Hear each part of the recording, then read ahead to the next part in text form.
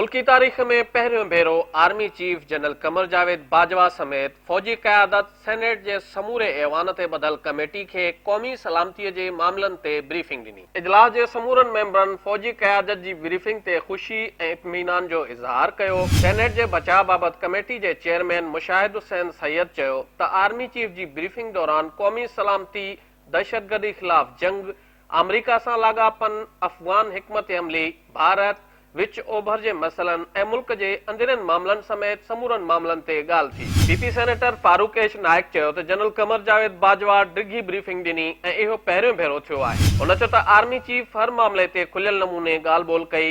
General Bajwa सबुर सां तफ़सीली जवाब ॾिना। फारूक एच नाइक चयो त जिते DGISPR जी ज़रूरत पई हुन ॻाल्हायो। ब्रीफिंग बाद सभिनी जा ख़दशा ख़तम थी विया आहिनि। नून लीग सेनेटर मुशाहिदुल्लाह ख़ान चयो त आर्मी चीफ जी ब्रीफिंग मां सभु मुतमइन आहिनि। इजलास ज़रिए दुनिया में हाकारी पैगाम ॾींदो। सेनेटर परवेज़ रशीद चयो त ॿिन्ही तरफ़नि खां खुलियल नमूने ॻाल्हि ॿोल थी। हुन चयो त हुननि खुलियल नमूने पंहिंजो मौक़िफ़ पेश कयो। ख़ुशीअ जी ॻाल्हि इहा आहे त रियासती इदारो अवामी नुमाइंदनि ॾाढो पाण खे जवाबदेह सम्झे थो। नून लीग सेनेटर निहाल हाशमी चयो त आर्मी चीफ केतिरियूं ई शयूं वाज़े करे छॾियूं। हुन चयो त आर्मी चीफ वाज़े कयो त मुल्क में सदारती निज़ाम जी का गुंजाइश नाहे। सेनेटर आसिफ करमाणी चयो त आर्मी चीफ सेनेट जे पार्लियामानी तारीख़ में पहिरियों भेरो ब्रीफिंग ॾिनी। इन ब्रीफिंग सां मुल्की मामला सम्झण में सवलाई थी आहे। हुन चयो त सेनेट ऐं पाक फ़ौज तरफ़ां सुठो क़दम खयो वियो आहे।